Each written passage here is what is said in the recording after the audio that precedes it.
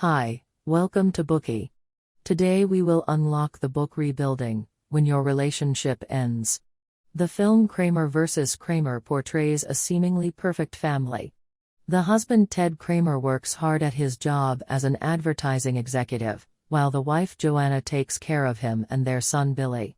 However, this picture-perfect image falls apart one day when Joanna leaves home and asks for a divorce from Ted, leaving him to take care of 5-year-old Billy on his own. Although the divorce is a painful and difficult process, the film ends on a happy note. Ted transforms from a workaholic who never helps out around the house into a good father and caretaker for Billy. He also learns to appreciate the hardships that Joanna went through during their marriage. Joanna, on the other hand, witnesses Ted's efforts and growth, and eventually decides to let him have custody of Billy. In real life, even two people who love each other may end up in divorce, because they are unable to make their marriage work. Unfortunately, divorced couples usually don't have the kind of happy endings that we see in movies. Some people might not be able to understand the reason for the divorce and become trapped in the shadows of their failed marriage. After being immersed in a prolonged period of pain, grief, anger, or depression, they might become stuck in a negative rut and unable to move on.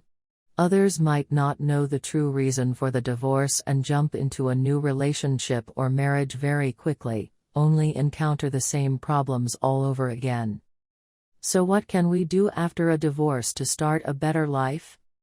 The book Rebuilding teaches us that we need to calmly analyze the reasons for the divorce and step out of its shadows in a rational way in order to move on and thrive. If we want to start a new relationship, we need to first understand what a mature and healthy relationship model looks like. We also need to heal our wounds and grow into an independent whole person before pursuing our next relationship. This will allow us to form more mature and lasting bonds with our new partners. Of course, the advice given in this book is suitable for breakups as well as divorces. But since the authors mainly talk about post-divorce rebuilding in the book, we will also be mainly referring to divorce situations in this bookie. Nonetheless, those of us who have never been married will also find this book to be tremendously useful in dealing with breakups and failed relationships. In this bookie, we will introduce the book in 3 parts.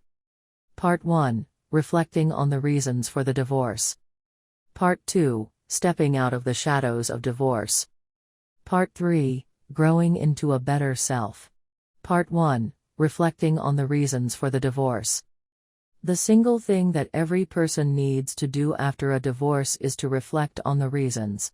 Otherwise, you will repeat the same mistakes in your next relationship and experience another painful breakup.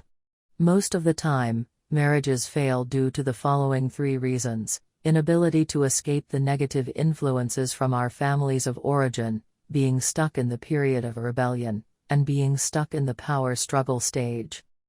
First, let's look at how a lack of love in one's family of origin can affect one's marriage. Some people get married to be free from their families of origin. But the truth is that our birth families can have a profound influence on our marriages. A person who didn't receive enough love from their parents will often try to get this missing love from their spouse, leading to unhealthy relationship models such as perfectionism, people-pleasing, neglect of one's own feelings, or procrastination and irresponsibility.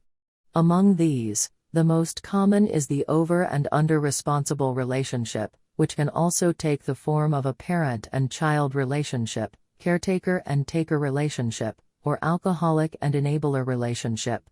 In this kind of relationship, both partners are dependent on each other, and while it may seem like a state of balance, it is actually very imbalanced. Over time, one partner will grow to resent the relationship and leave. Hence, it is one major cause leading to divorce. The book presents the example of Nancy, an over-responsible person, or OR for short. In her marriage, she expressed a strong need to control every aspect of family life, no matter how big or how small. Gradually, Nancy found that her husband Jack had